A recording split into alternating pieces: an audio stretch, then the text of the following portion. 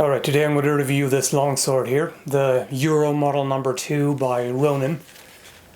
This sword is being offered for $325 US, so I would call that upper budget range. It's not quite mid-range yet for reproduction swords. It's made of 1075 spring steel with a carbon content of 0.7 to 0.8%. And it is a full tang construction. The tang is peened on top of the pommel, which you can see here. And the pommel and guard are made of stainless steel, which personally I quite like, because that way you don't have to worry about rust on the hilt, just have to keep the blade itself oiled. And it's got a nice kind of matte silvery finish, so that suits the sword quite well in my opinion. It's got a cord wrapped wooden handle covered in leather.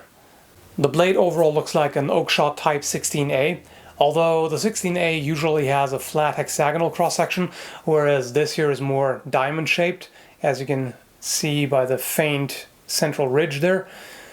And the fuller on the 16A is usually runs between a third and half of the blade length. This here is more 2/3.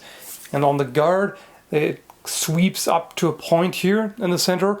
On the original Type 16As that I've seen, that's usually just flat, but you know, this is really nitpicking the details. The weight of the sword is just under 1.3 kilograms or around 2.8 pounds, so it's within the historical range for this type of sword, and it's nice and light. Balance is also really good. It feels very agile, and it's still a good cutter. So this is a type of blade that is designed for cutting as well as thrusting. You can tell by the overall taper that it's supposed to be capable of using a solid thrust against armor. Subjectively, the feel of the weight and balance is excellent. They did a really good job designing and shaping this. It feels nice and nimble. You can move it quickly, and yeah, it's just a really good job in that regard. There's only one thing that detracts from the handling, in my opinion, and that's the way the handle is shaped, and particularly also the stitching on the leather here. I'll give you a close-up. This does not feel very good in the hand. It's kind of rough, and it sticks out a fair bit, so it's not very flat, and it's not as well done as it could be, and arguably it will be better to just glue it securely rather than stitching it, because the stitches are always going to stick out a little bit and rub on your hand and all that. Also, what I don't like is that the handle basically becomes round in the center. Like, it is shaped kind of rounded rectangular near the guard and the pommel, but then in the center it becomes fully round, and I don't like that. This is very subjective, of course, you may disagree. If I just hold it there, then, I mean, even then already, the two bottom fingers already hold on to the rounder section, and it doesn't make it quite as either comfortable or easy to feel the edge alignment. So that I'm really not a fan of. I would prefer if it was rounded rectangular all throughout. It can widen in the center, no problem. The riser I don't have an issue with, but the roundness, not really my thing. So how does it cut? This is one of those cases that illustrate how important the blade geometry is overall. If I just take a piece of paper and check the edge and try to cut with it, I would think this is completely dull.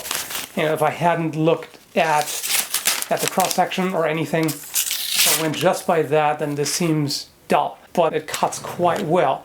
Now, they could have honed the edge more, absolutely. But basically from the fuller to the edge, it looks like a single bevel to the naked eye. It's at least very well blended. So there's a nice smooth transition. You don't have a very sudden steep angle there, and this makes quite a difference. A lot less resistance as the blade passes through the target. Now, as I said, I would prefer if the edge was honed some more, but at the same time it depends. Like, if you were on a historical battlefield and had to deal with armor, then this type of edge is arguably preferable, because it cuts, but it's not a super fine, super thin, shaving sharp edge. You wouldn't want that because it would get damaged by the armor anyway. So considering that, this is perfectly acceptable, and it works. I mean, if you want to do regular cutting, then you can easily hone this some more, because this is all it takes. The basic geometry is already there, it's very good, and this wouldn't take long at all if you wanted to retouch this just a bit more. I haven't done a whole lot of cutting with this because it's not my sword, it belongs to one of the assistant instructors at Blood and Iron, and I didn't want to risk messing it up. So I did some tatami cutting, and also I did bit of chopping on a pallet to see how well it will hold up. I didn't strike full force, but I did notice that the pommel is just a tiny bit of play in there now. Like, you probably can't hear it. Maybe just about.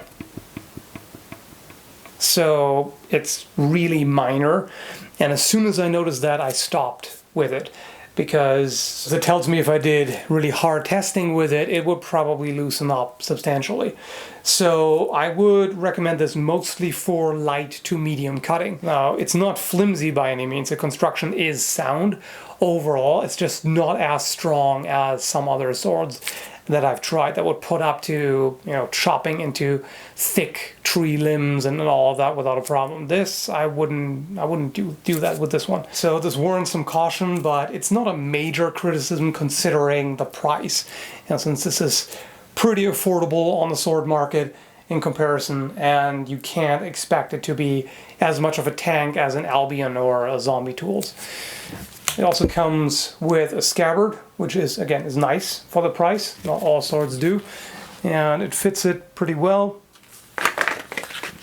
It's just a simple wooden core scabbard covered in leather. And it has the period style belt with the two straps and the slots in here.